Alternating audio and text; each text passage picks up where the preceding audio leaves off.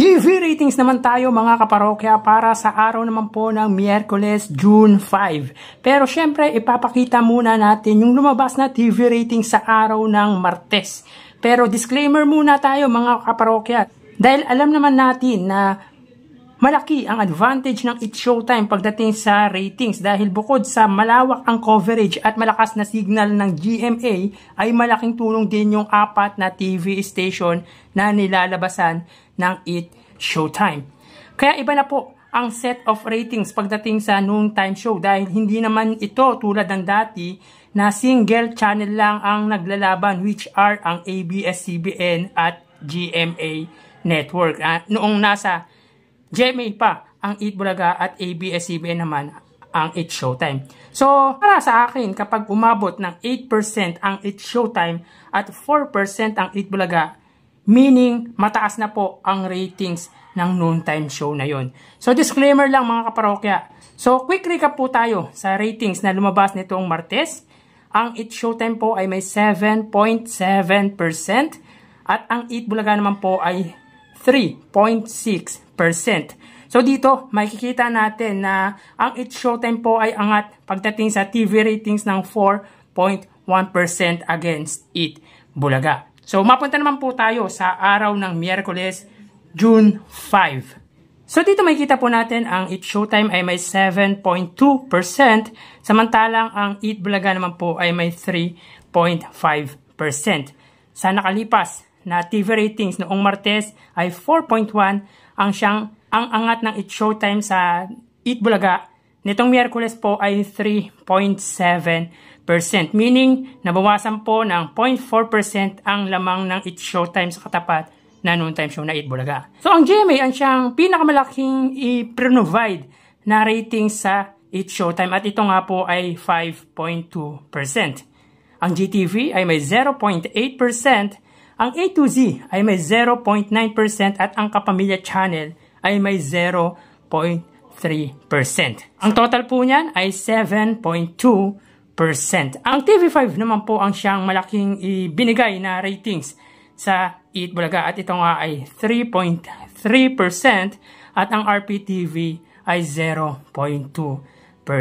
So bumaba po ang ratings ng TV5 at RPTV. Kung titignan natin ang single channel or yung main channel ng dalawang noontime show, yung GMA at TV5, may kita po natin na angat po ang GMA ng 1.9% sa TV5. From 7.7% noong Martes, bumaba po or nabawasan po ng 0.5% ang It's Showtime at ito nga ay 7.2%. Ang Eat Bulaga naman po from 3.6% noong Martes, naging 3.5% naman nitong Miyerkules, meaning ay nabawasan po sila ng 1 or 0.1%.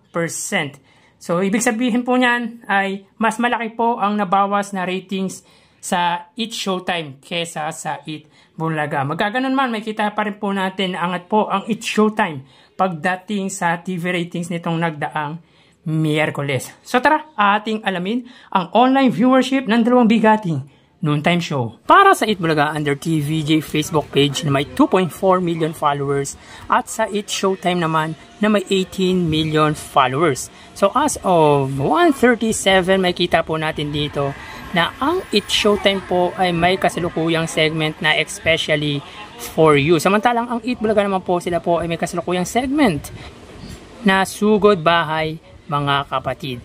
So dito makikita po natin na ang It's Showtime po ay may 25.1 thousand viewers, samantalang ang Eat Bulaga naman po ay may 4.6 thousand live viewers. So dito, pagdating sa kanilang Facebook Live, makikita po natin na malaki ang iniangat na viewers ng It's Showtime sa katapat na noontime show na Eat Bulaga at ito nga po ay 21,000 viewers.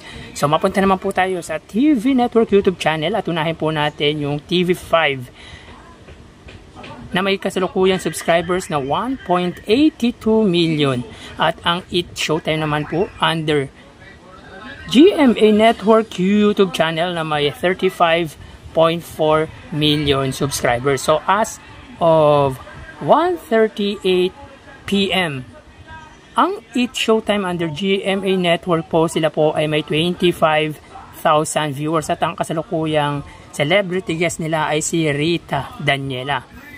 Sa Eat Bulaga naman po, under TV5 Philippines, sila po ay may 37,000 viewers. So ulitin po natin mga kaparokya, as of 1:38 PM ang GMA Network YouTube channel, sila po ay may 25,000 live viewers. Ang TV5 naman po, sila po ay may 37,000 live viewers. So pagdating dito sa kanilang sa kanilang TV Network YouTube channel, makikita po natin na angat pa rin po ang TV5 sa katapat na TV Network YouTube channel na GMA ng 12,000 viewers. So mapunta naman po tayo sa main YouTube channel ng dalawang noontime show. At para po sa It's Showtime under ABS-CBN It's Showtime na may kasalukuyang subscribers na 2.25 million subscribers. Sa Eat Bulaga naman po under Eat Bulaga TVJ YouTube channel na may kasalukuyang subscribers na 1.01 million subscribers. So as of 1:39 PM ang It's Showtime po, sila ay may 130,000 viewers. So malaki po ang iniangat ng viewers ng It's Showtime pagdating sa oras na 1:39 PM. Ito po ay ikalawang yugto na po ng ating online viewership mga kaparokya. Sa Eat Bulaga naman po under Eat Bulaga TVJ YouTube channel, sila po ay may 53,000 live viewers. So again, as of 1:40 PM ang It's Showtime ay may 129,000 viewers. At ang Eat Bulaga naman po ay may 53,000 live viewers. So pagdating dito sa kanilang main YouTube channel, makikita po natin na sobrang laki ng iniangat ng viewers ng It's Showtime. So sila po ay angat pagdating sa kanilang main YouTube channel against Eat Bulaga ng 76,000 live viewers. So ulitin po natin, 76,000 viewers po ang iniangat ng It's Showtime sa katapat na noontime show na Eat Bulaga. So bali, ang total na nakuha ng dalawang noontime show ay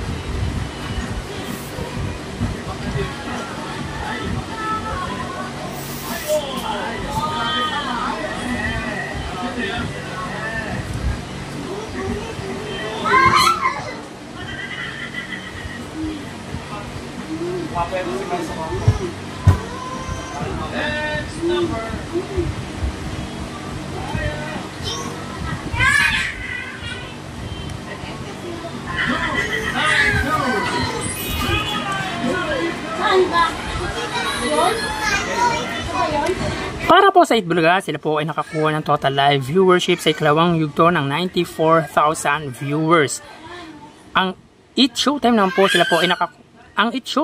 nakakuha ng total live viewership na 179,000 live viewers. So pagdating dito sa ikalawang yugto, may kita po natin na sobrang laki ng iniangat ng It's Showtime sa katapat ng noontime show. At sila po ay lamang ng 85,000 viewers sa katapat na programa. So yan po, lumalabas ang kanilang online viewership as of 1:42. At check nyo po ang unang yugto sa description ng video na ito. So magbabalik po tayo mga kaparokya sa huling yugto. Magpapaalam po muna ako pansamantala. Thank you and God bless.